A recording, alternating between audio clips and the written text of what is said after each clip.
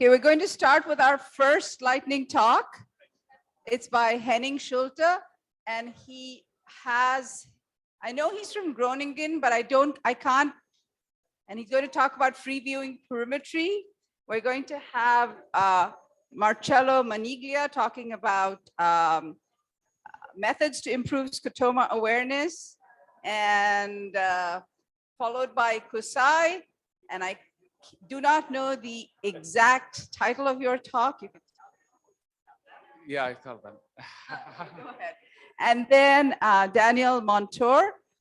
Each talk is 5 minutes with 4 minutes of presentation and just a single question.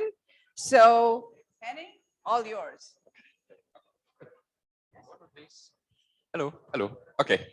Hi, my name is Henning Schulte. I'm from the lab of Frans Cornelissen in Groningen in the Netherlands.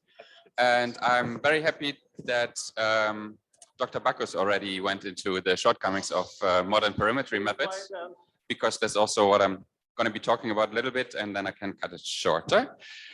So we all know that perimetry is challenging, especially for certain patient groups, for certain age groups.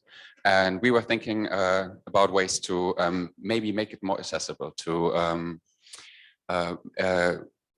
try to find out what we can see about a person's visual field by only relying on their gaze behavior. If their gaze behavior to a very simple task, it shouldn't involve fixating, it shouldn't involve feedback in any way. So we chose just movie watching, because that's as low as it can get in terms of being involved.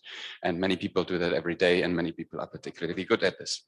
So just to explain the background, if you have a scene like this, you have a foreground and a background, and what visually healthy people do is that they look at the foreground figures. So they have a very strong preference towards contextually interesting things, and they don't really are interested that often in the sky or the grass, as in this still from a movie that we used. So if you have a person of interest, you can see, are they doing the same? Do they show congruent behavior? And in this case, we see that they fixate where also the controls fixate. So we can relate that back to a position on the retina, and we have a candidate for a healthy visual field location. And we can do also the opposite, and we can just look at, okay, what in the situations where they did not perform just as the healthy controls, what can we learn from that data? And we can take these positions that healthy people would look at, and we take these as candidates for non-functional visual field sites. So we can make plots like these. We have a center of the plot as the center of the visual field, each ring denoting 5 degrees of the visual field, and a darker hue in this case represents a stronger prediction for a visual field defect. That's what we did with lots of movies, lots of people monocularly, and we use these very simplistic gaze contingent masks to simulate a visual field defect.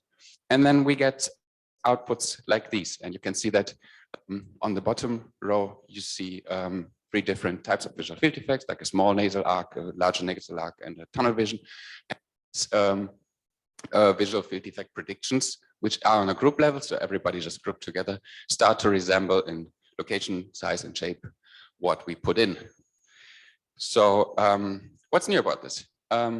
It's feedbackless, it's task-free, it's supposedly very accessible. Judge yourself. So as we also see aspects of functional vision influencing the output. So currently we're looking at, it's still work in progress, but we're looking at data from glaucoma patients doing the same tasks. And we see some of them seem to perform way better than we would have expected them as related to the HFA results. Humphrey field analyzer data.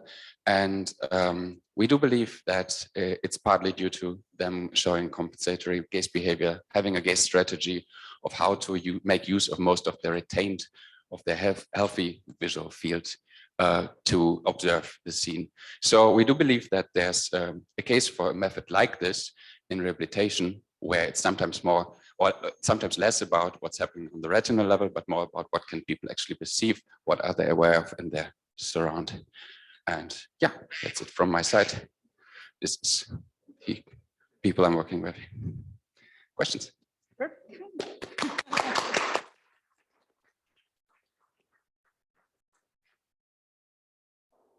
Any questions?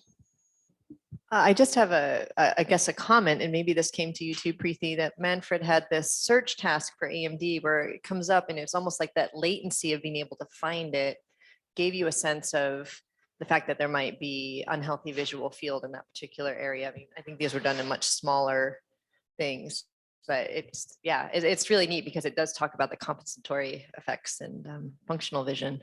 Sorry, it wasn't really a question, but I like to see themes. Thanks for the comment. coming Yeah. together. Thank you. Why don't we get the next speaker? Yeah, why don't, Marcello, why don't you come? And if there's another question, we can see if Henning can take that.